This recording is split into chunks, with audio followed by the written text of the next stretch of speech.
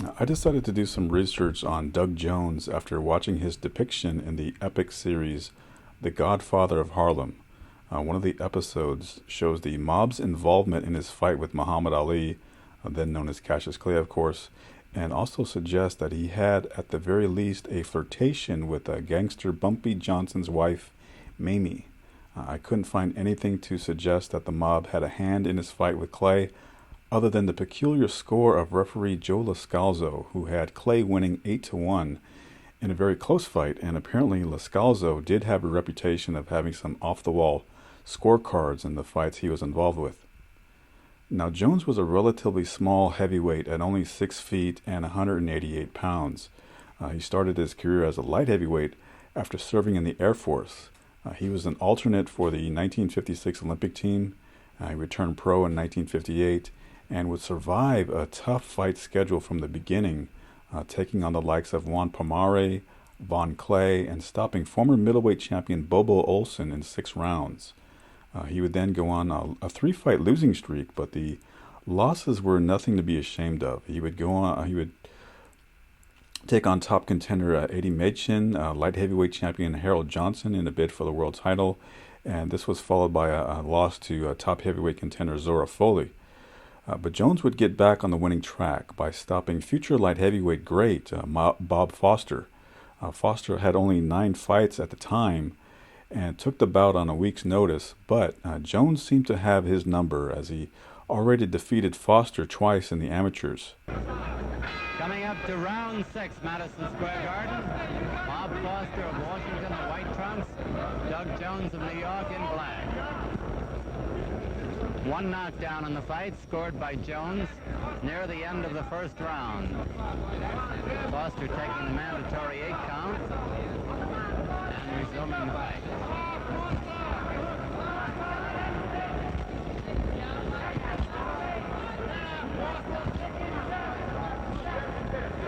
Now Jones is making proficient use of his left jab, as you notice,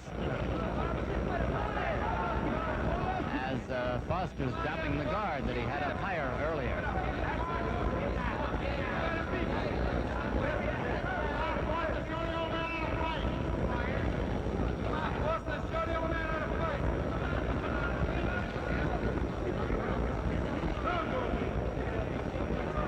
Two minutes left in this round.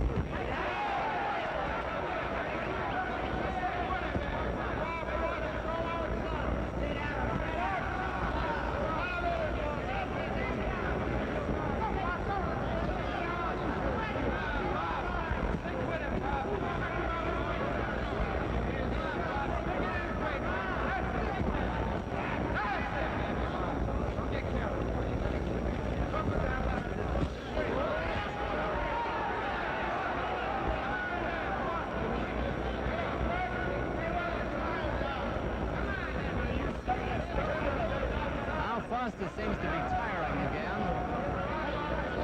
Pace has been grueling.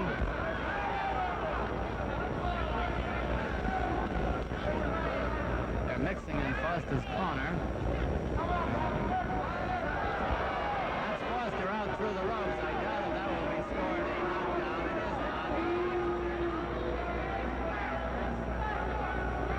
It is not. Less than a minute to go in round 6.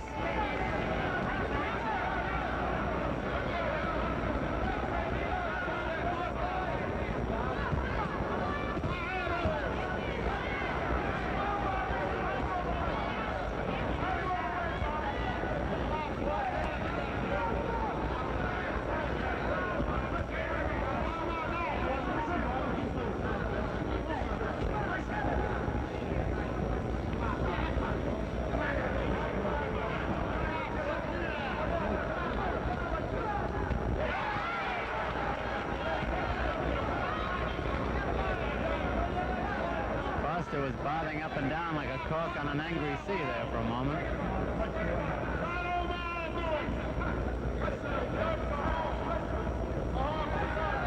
Round 6 over. There's the bell ending round 6. Now we come to round 7 here at the Garden. Bob Foster, the white trunks, Doug Jones in black.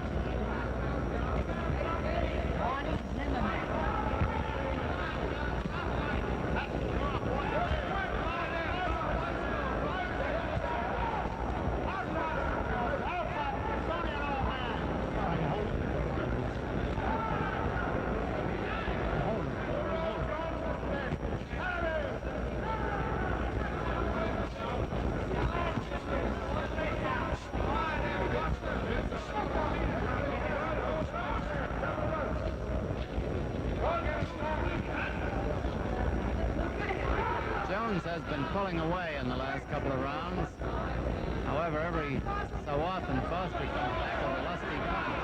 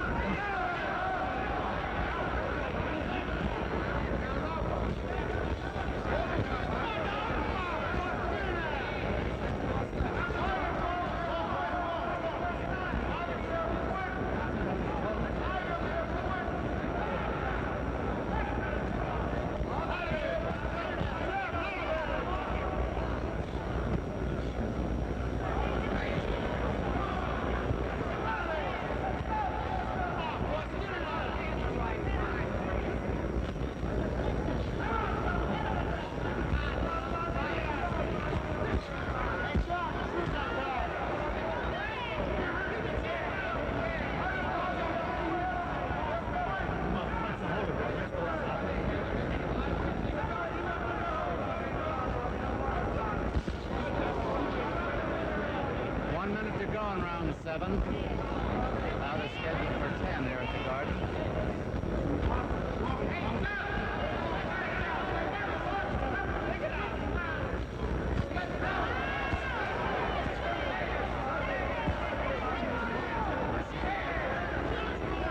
In case you joined us late, Jones had Foster down in the first round. I repeat that Foster is in here as a substitute for Zora Folley, who came down with the virus.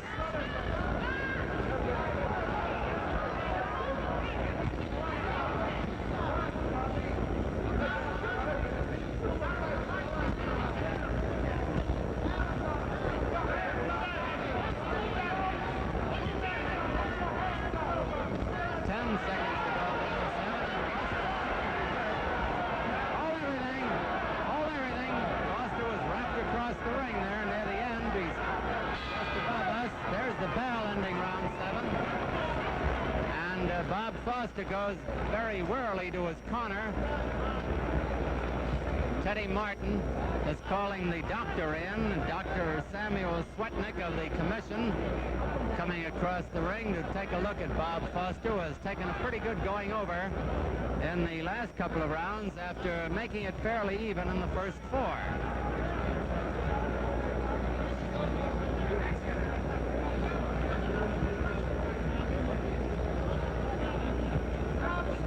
Dr. Swetnick taking a good long look in at the fighter. Dr. Swetnick spoke at some length with referee Teddy Martin, and I would gather the gist of it was that if Jones continues to belabor Foster, that Martin should stop it. However, that's a guess on my part. Doug Jones, the black trunks, Bob Foster in white, round 8, scheduled for 10. And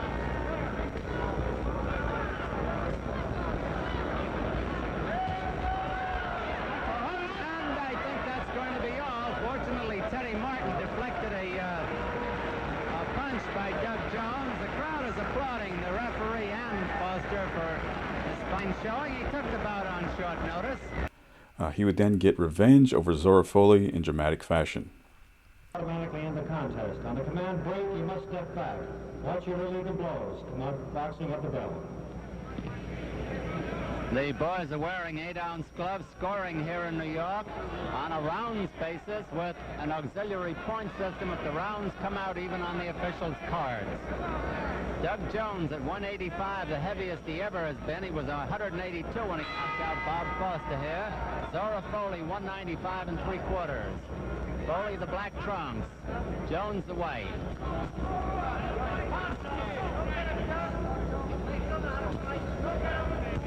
Folley has long been one of our top-ranking heavyweights. Arthur McCanty, you've probably heard him say break. He's the referee.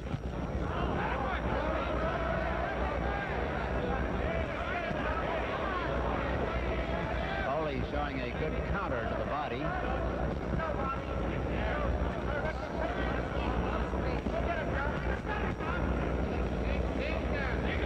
Jones, the former Golden Glove champion, by the way.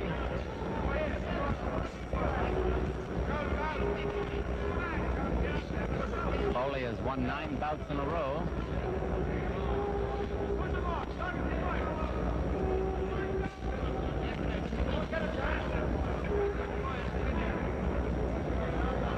Folley is a bit unusual in his stance in that he leans back a little bit, if you notice. He counters good with that right hand.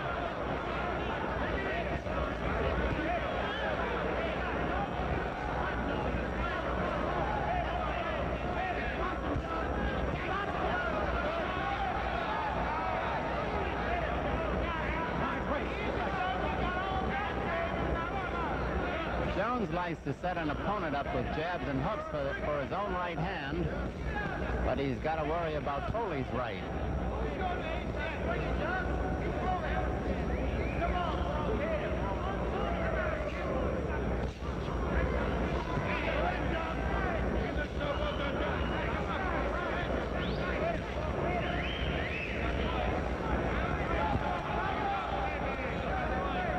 One minute to go in round one. Scheduled for 10 rounds.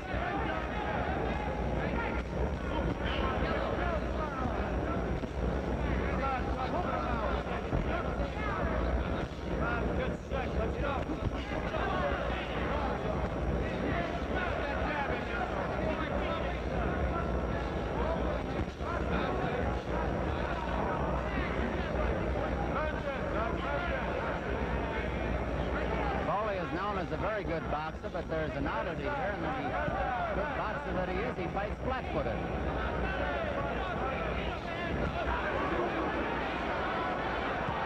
He hurt Jones, hurt him again. Hold everything, Jones is down. About 8 seconds ready. He's got to take the mandatory 8 count. I was going to say about 8 seconds left. The round is almost over. Hold everything, and there's Jones over in his own corner.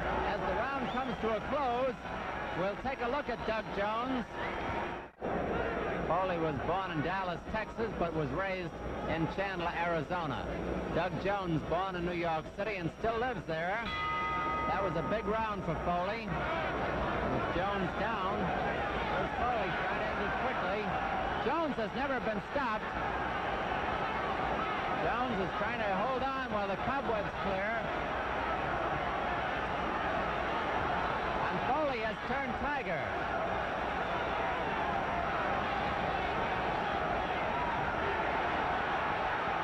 Jones got in a couple of good punches. Jones very game. Folley may have punched himself out. A smashing right has hurt Jones again.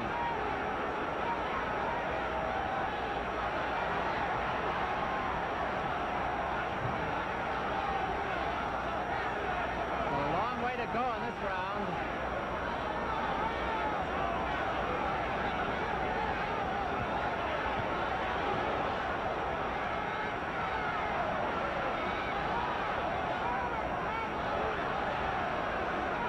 Less than 2 minutes to go.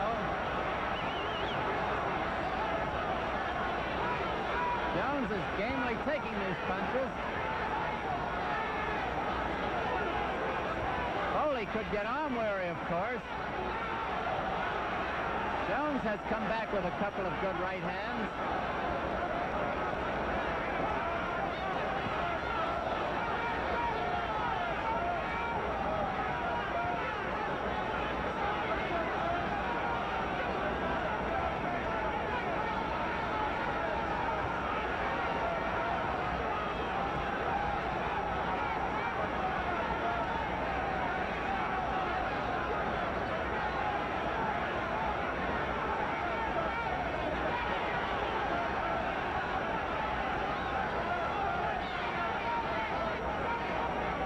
To go in round two. Jones, the white trunks, Folley in black.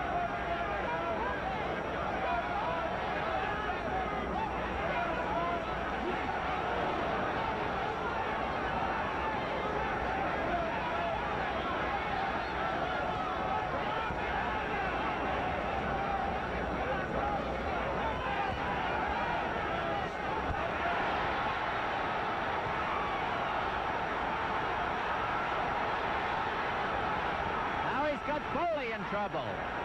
And Foley's corner.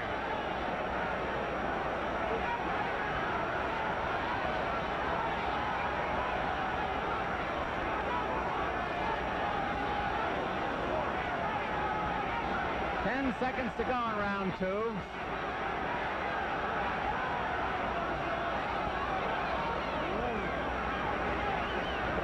There's the bell.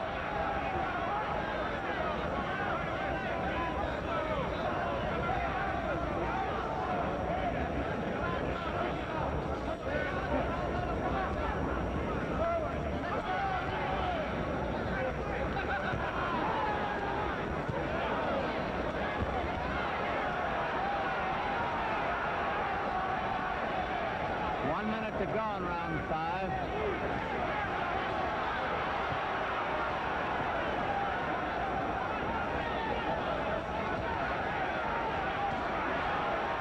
Now it's Jones coming back.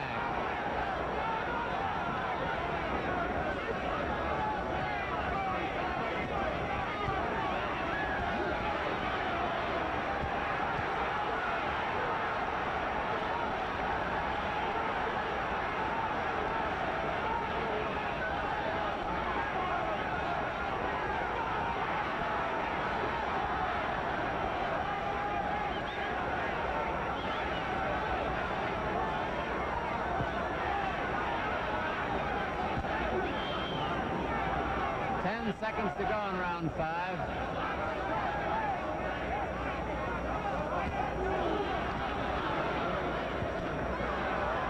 There's the bell.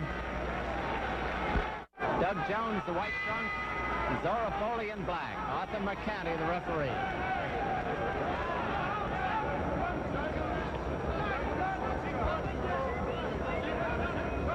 Jones was down in the first round, took the mandatory 8 count, but given a good account of himself since then, as has Folley.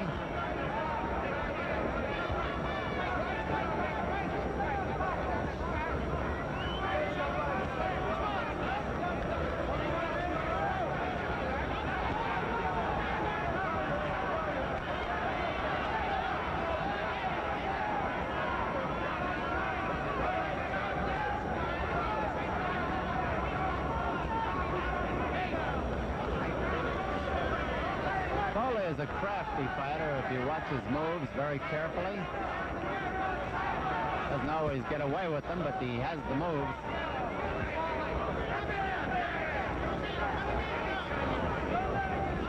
Jones, young, strong, aggressive.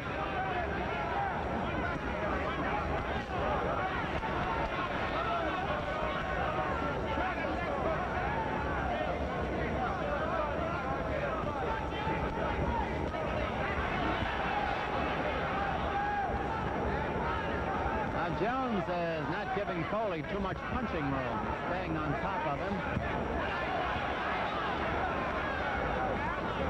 Folley, being a renowned counter-puncher, would rather lay back and let go.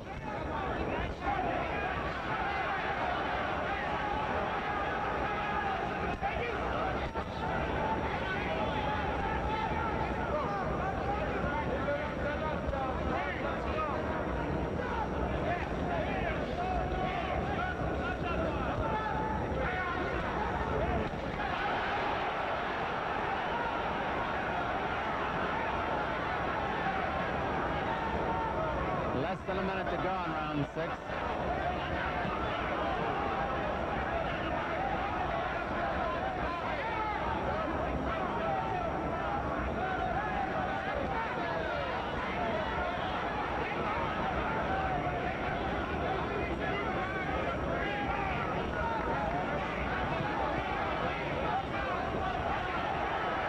Jones just not letting Folley get set.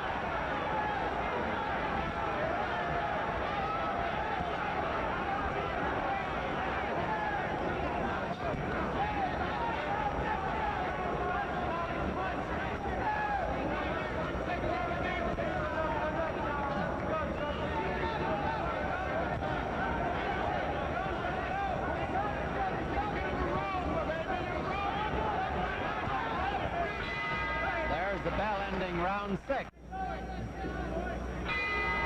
Round 7 of Madison Square Garden. Zora Folley in the black trunks. Doug Jones in white.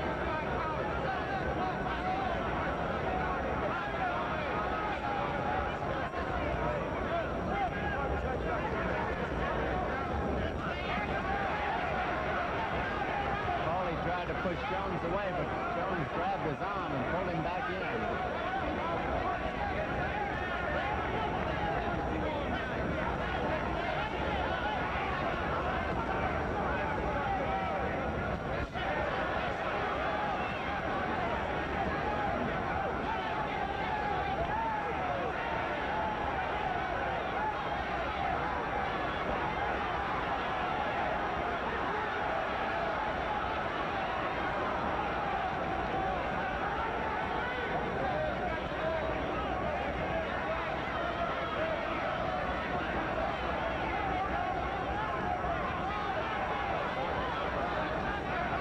Jones, who was knocked down in the first round, has come back strong.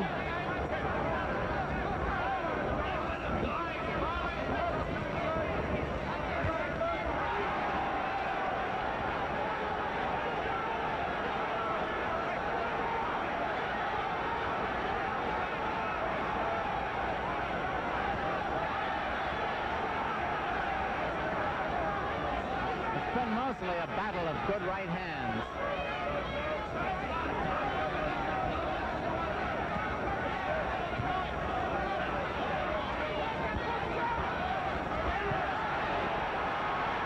Folley down. 4, 5, that's Folley, 6, 7, 8, 9, and he is out. It's a knockout for Doug Jones. A big win for Doug Jones as he KOs Zora Folley. At about 2 minutes and 3 seconds of the 7th round. A big knockout for Doug Jones, who was almost knocked out himself. Dr. Samuel Swetnick looking at the final. Here's Johnny. 1 minute and 58 seconds of the 7th round. Winner by a knockout, Doug Jones. Now, the victories over Foster and Folley were among the best of Jones's career, but he would be best known for his bout against the then Cassius Clay in 1963. Clay was dismissive of Jones's abilities beforehand. He called him a bum. He predicted a knockout in 6 rounds, then reduced it to 4 rounds after he was upset that Jones was reading his biography. And here we go with a scheduled 10-round bout. The second-ranked heavyweight on the left in white trunks, Cassius Clay. In the black trunks, waiting to come out, Doug Jones, who is ranked 3rd. 14.5 pounds lighter, Jones in black. Cassius Clay is 3 inches taller. He's in the white trunks, 6 feet 3. Watch his speedy left hand. He's got a beauty. And don't forget, should this bout end in a knockout, we'll have a videotape rerun of the round.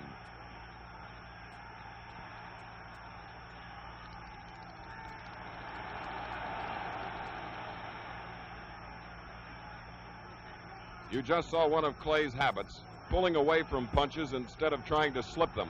This may cause him trouble.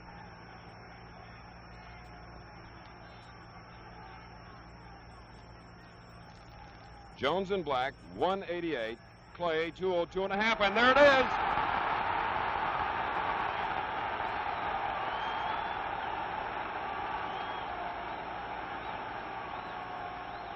A good solid punch. And just as we mentioned, pulling away from punches. We've got about 2 minutes to go in round 1.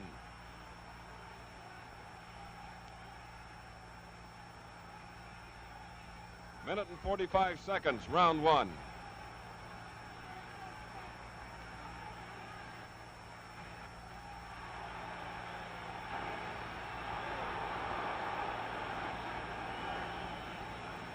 A good left hook by Clay.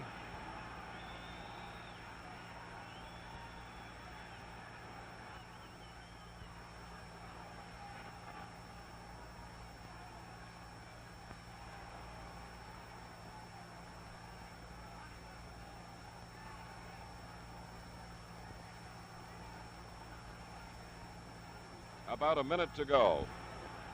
Round one.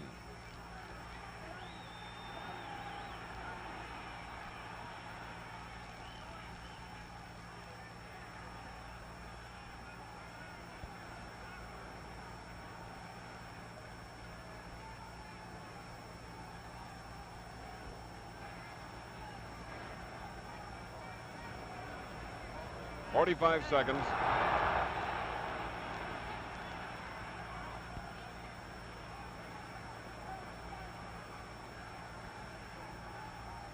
There's that beautiful left jab by Cassius Clay.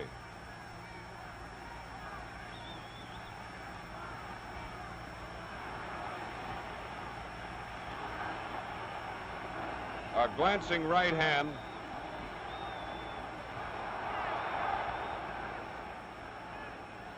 "10 seconds left in round one."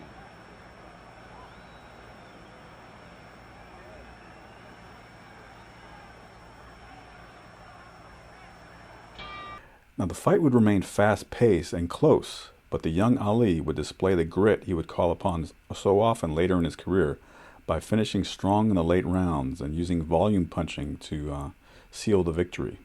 Ample durability and determination as we go into round 8 at the Garden.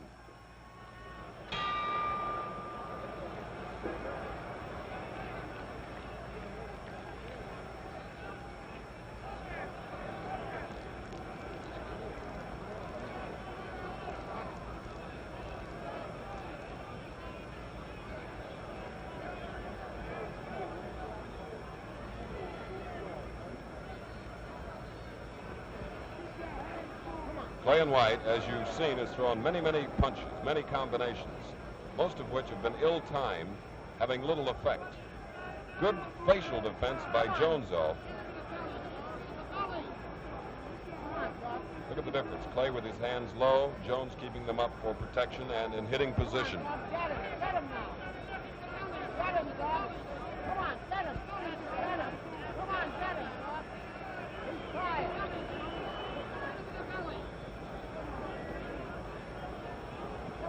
We're in round 8 of a 10-round fight, scheduled for 10 with 2 minutes to go in the 8th round.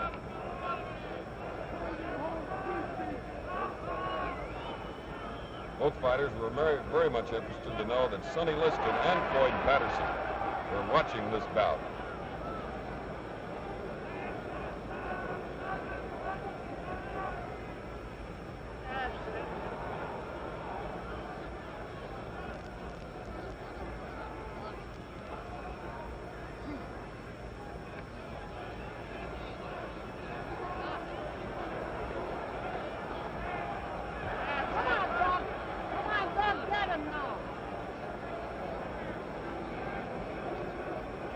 The referee has not had to do a lot of work.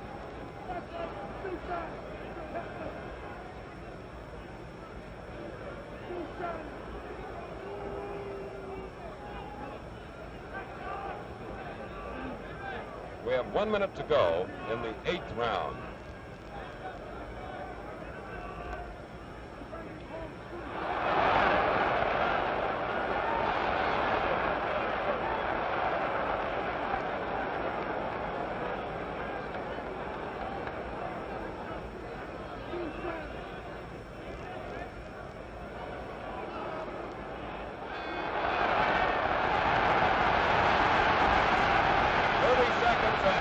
May be in trouble.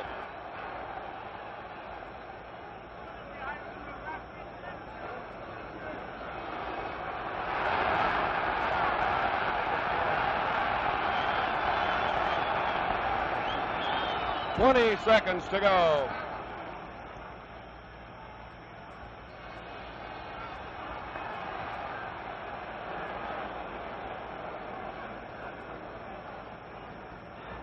Five seconds.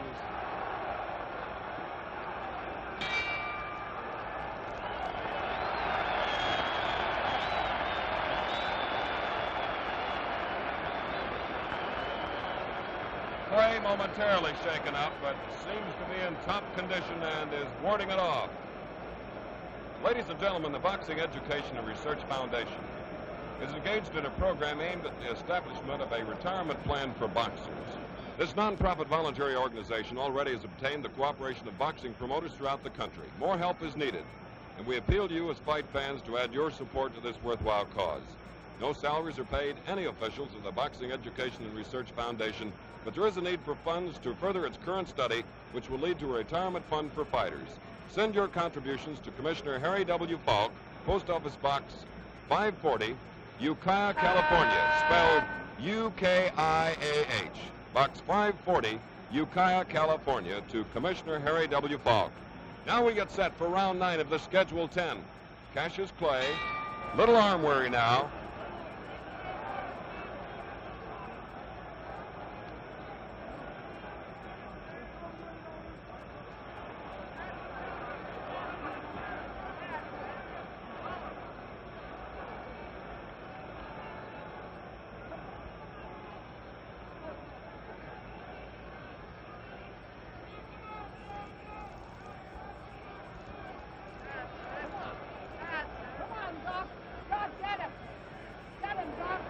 Clay is taking every punch, Jones rather, is taking every punch that Clay has thrown.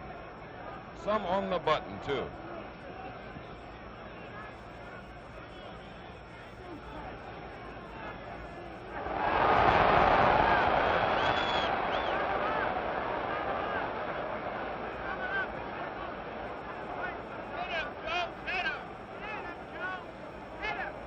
Two minutes left in the 9th round.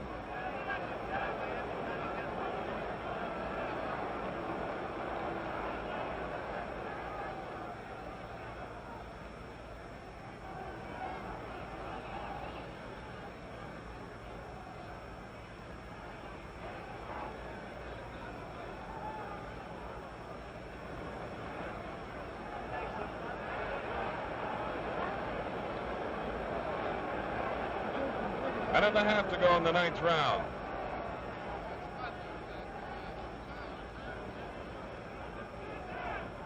Jones looks bruised around his left eye.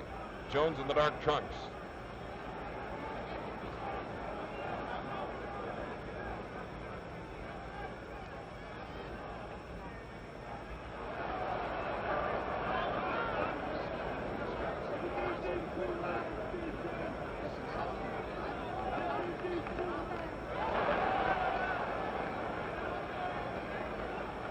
A minute left. Round 9.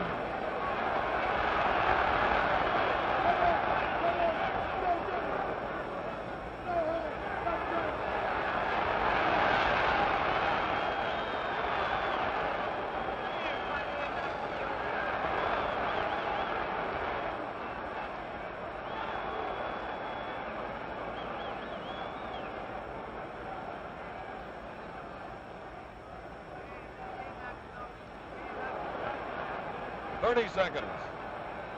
Clay obviously trying for a knockout.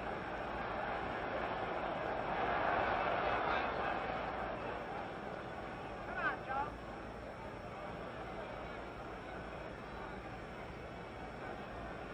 10 seconds of much needed rest.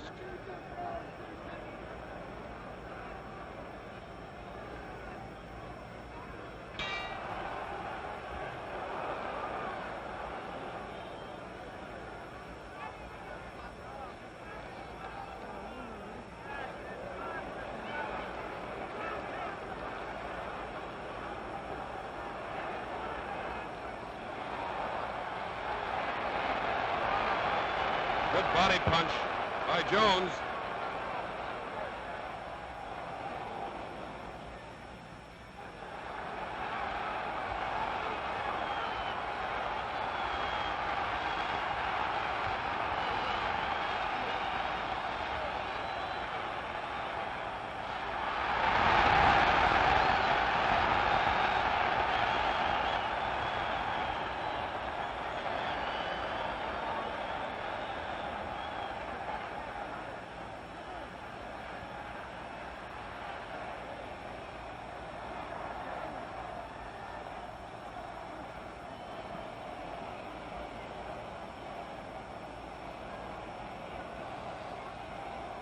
Jones is a little rubbery-legged. He's taken a lot of good shots to the head. We have 1 minute and 40 seconds left in the fight. 1:40 to go.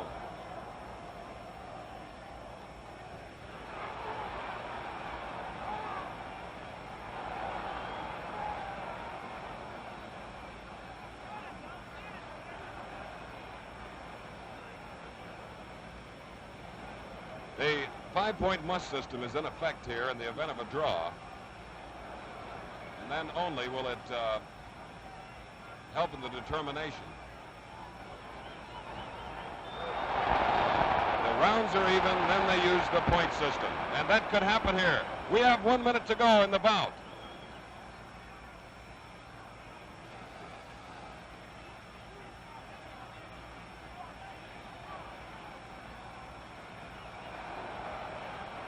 Beautiful finish.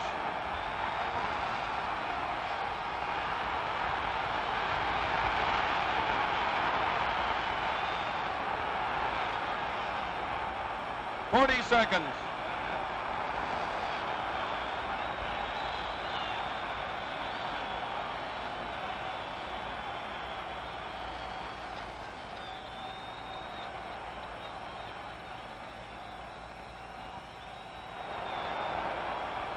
Twenty seconds.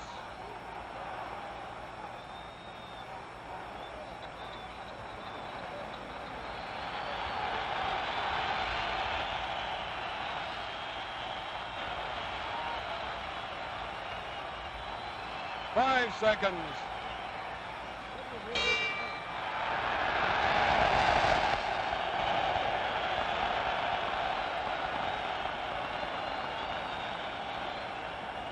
Well, there's always a possibility of a draw at Madison Square Garden.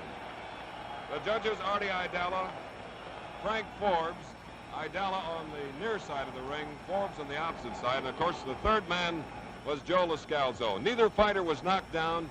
Neither fighter sustained any cuts, which is great credit to a tremendous job of physical conditioning by Angelo Dundee in the case of Cassius Clay, at whom we're looking now, and Rolly Hackner and Jimmy August and manager Alex Koskowitz on the part of Doug Jones.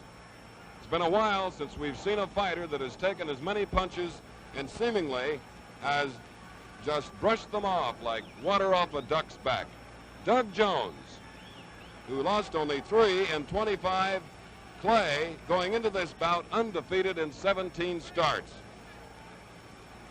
Johnny Addy now has collected the cards, first of Artie Idala, and now of Frank Forbes, and he is getting it verified by the executive inspector, Jack Duberstein, and Secretary Dan Dowd, as we look at Cassius Clay, who is directly above us, shouting to some of his fans. He put on a tremendous finishing flurry in that 10th and final round. There is Doug Jones, the 26-year-old older who grew up right here in New York City. And now for the decision, here is Johnny Addy. Both judges, Artie Idala and Frank Forbes. They score it this way: 5-4, 1 even, favor of Clay. Referee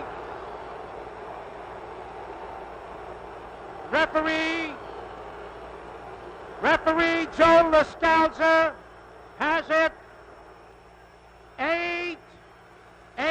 8-1, 1 even, Clay. Winner by unanimous decision, Cassius Clay.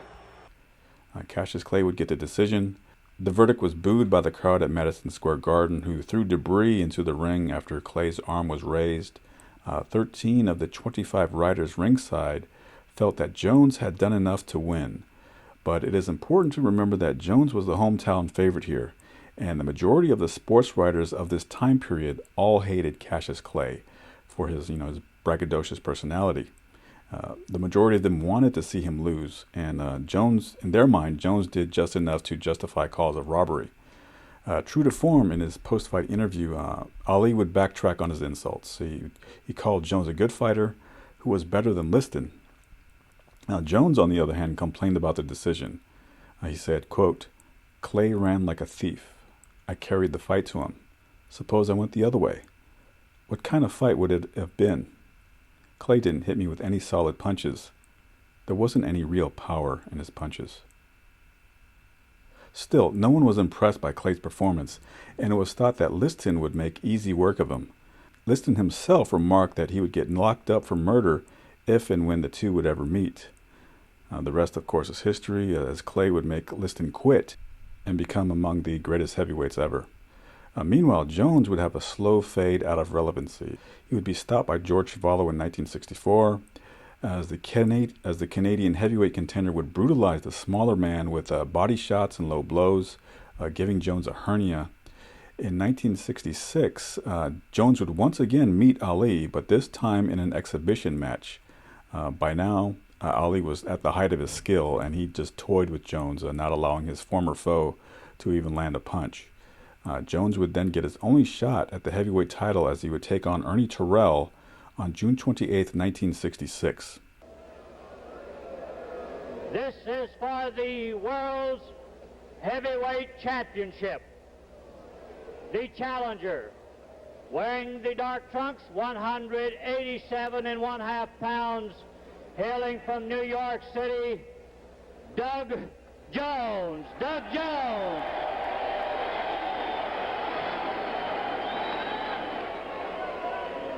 And the heavyweight champion of the world, fighting out of Chicago and Atlantic City, New Jersey, 209.5 pounds, Ernie Terrell. Ernie Terrell. 15 rounds.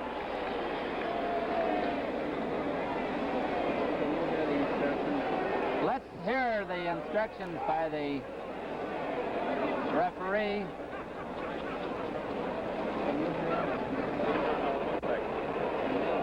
All right, fellas, let's have a good, clean fight. Whenever I say break, it means break, and it means step back. In the event of a knockdown, you have to take the count of 8. The other one goes to the furthest neutral corner, and I'm going to designate the furthest neutral corner. If you get knocked down 3 times in any one round, the fight is over. And then whenever I say break, it means protect yourself, it means to step back. If you can't fight in these clinches, let's don't get in them. Shake hands down, come out swinging. Does a knockdown, does the fighter, you continue to count at the bell? Yes. Yes. You continue to count at the bell? Yes. At the end of... At the end of the round? No. There's a knock on the bell, say the bell ends around and it does, and the fighter's not out. Don't continue. Shake hands, come out swinging.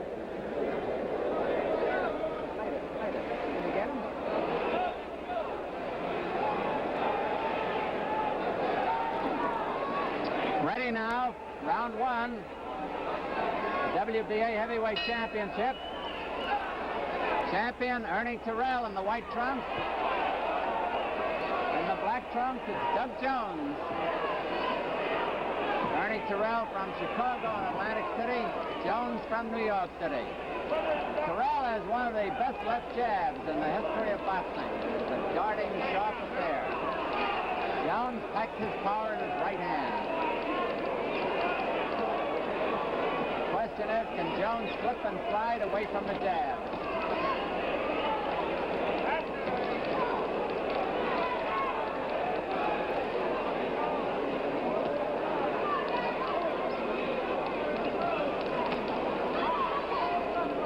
Terrell can be figured to jab, jab, jab as long as the fight goes. And they are hard jabs, as Jones has just found out.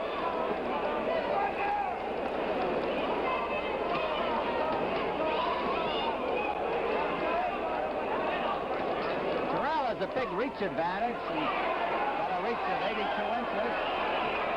It's 77 for Jones. Jones has that good sneaky right hand.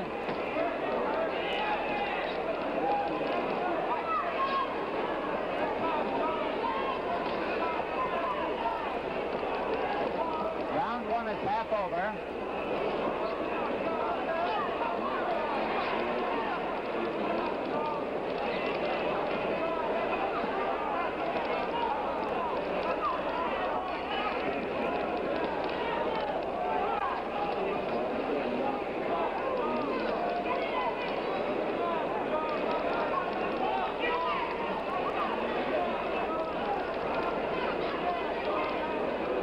race has been very fast, as you can see. That jab of Terrell is a hard weapon to get by. 45 seconds left in the round.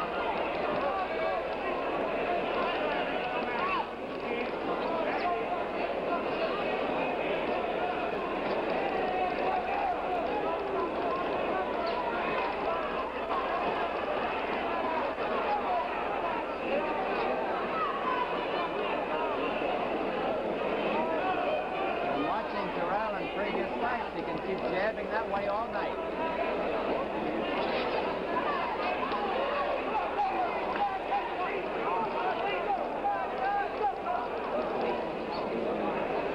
Seconds left in this round.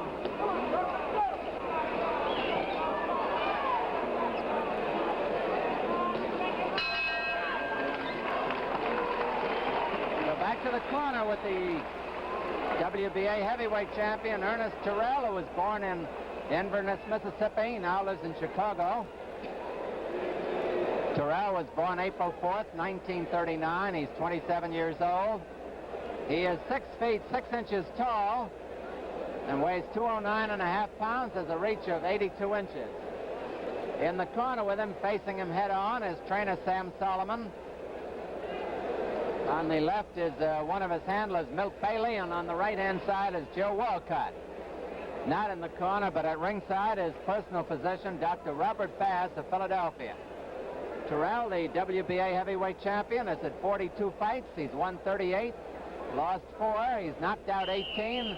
He was stopped once by Cleveland Williams in 7 rounds, TKO down here in Houston, but he defeated Williams later on a decision in Philadelphia. Round 2 at Houston, in the Sam Houston Coliseum. Ernie Terrell, the champion in the white trunks. Doug Jones, the challenger, in black. Jones has to figure out what to do about that darting left hand. The best since Joe Louis's.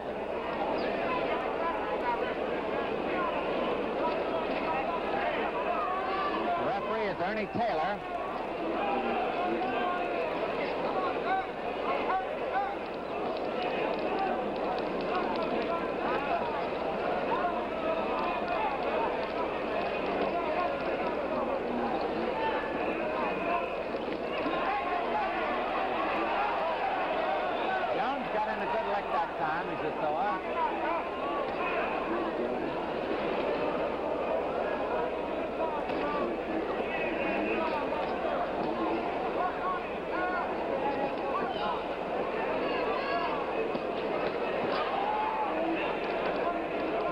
Keeping Jones off balance with that jab.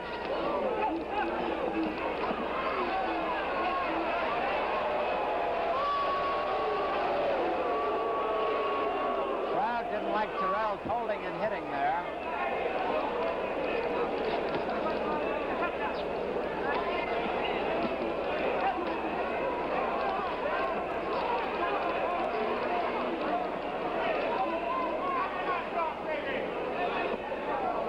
Those are not just flicking jabs by Terrell. They've got power behind them. Jones trying to get in there. Some of them are short, some of those jabs. This bunch was. And Jones is claiming a low punch, and the referee tells Terrell to keep it up. Jones was dropped.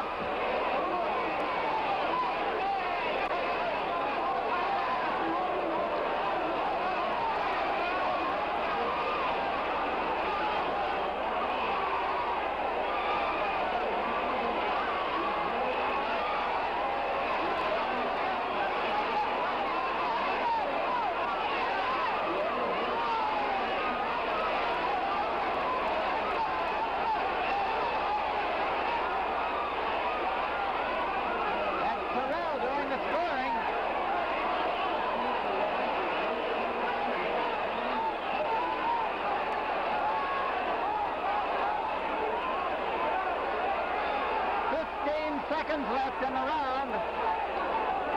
Aaron Jones.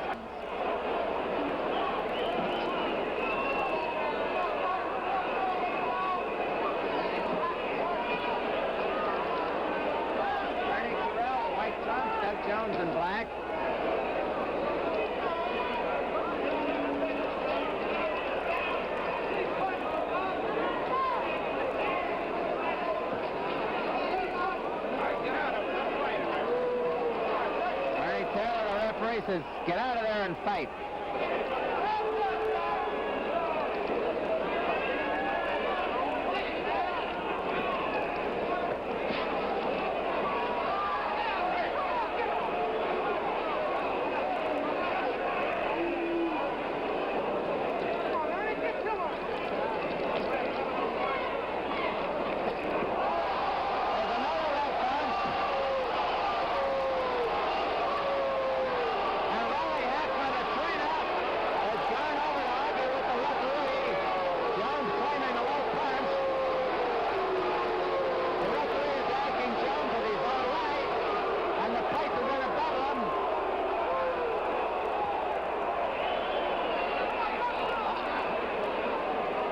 Did not call out a knockdown. There was no mandatory 8 count.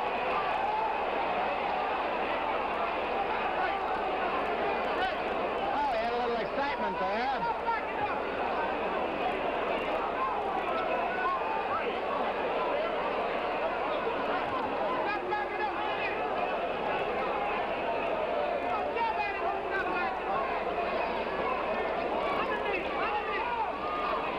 Jones seems none the worse for wear after the low blow.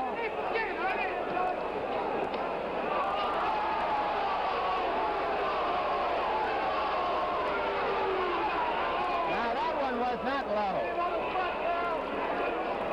1 minute left in this round.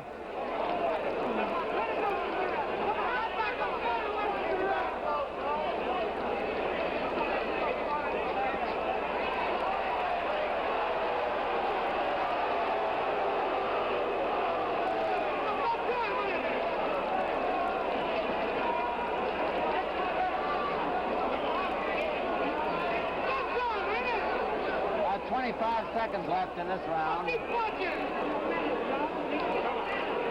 Keep punching on it! Keep punching!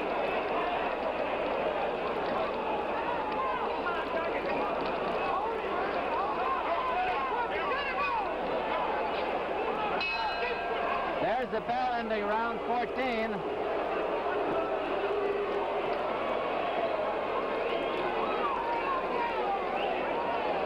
Now let's see if the referee takes another point away.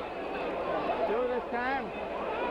I understand from Gene Ward of the New York News that the referee has now taken 2 points away from Terrell in that round. Well, I would figure on the 10-point must system, if he got 10 points for the round, he's down to 8.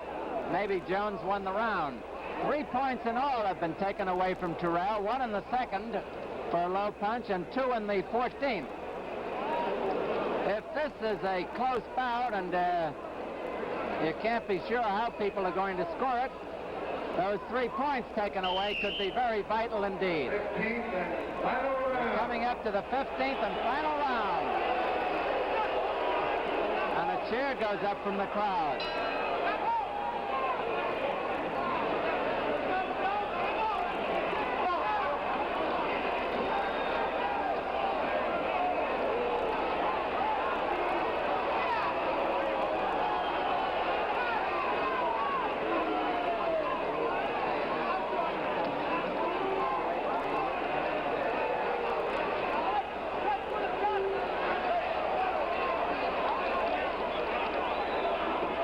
No official knockdowns in the contest.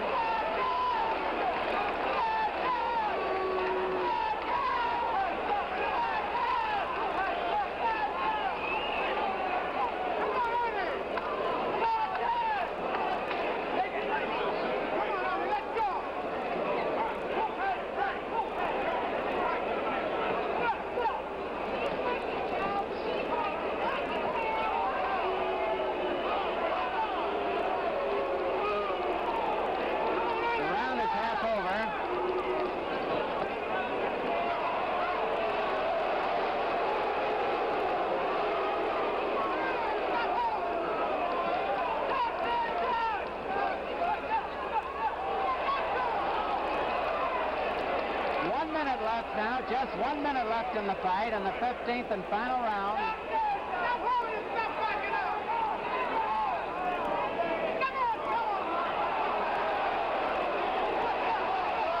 And now Terrell seems to be tired.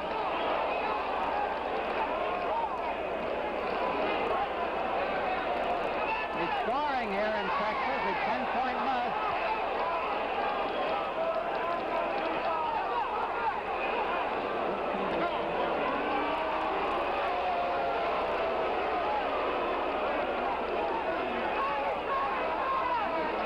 Seconds left in the fight.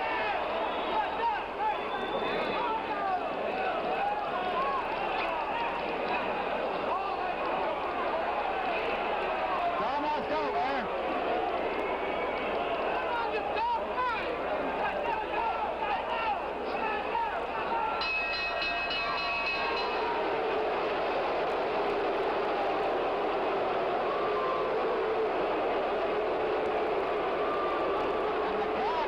Its displeasure.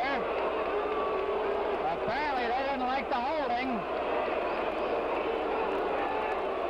So after the Terrell fight, Jones would be little more than a name opponent. He would lose a lopsided decision to Thad Spencer and get brutalized by the up-and-coming Joe Frazier, who stopped him in 6 rounds. Sports writer Mark Cram described the knockout, stating, quote, "Doug Jones, suddenly too old and too vulnerable too soon, is on the floor. His chest heaving, his right hand standing limply, seemingly letting go of a once boundless, sweet, but now unendurable dream." Jones would fight twice more, stopping Boone Kirkman in 7 rounds before losing in a rematch 2 months later. His final record stood at 30 wins, 10 losses, 1 draw, with 20 knockouts.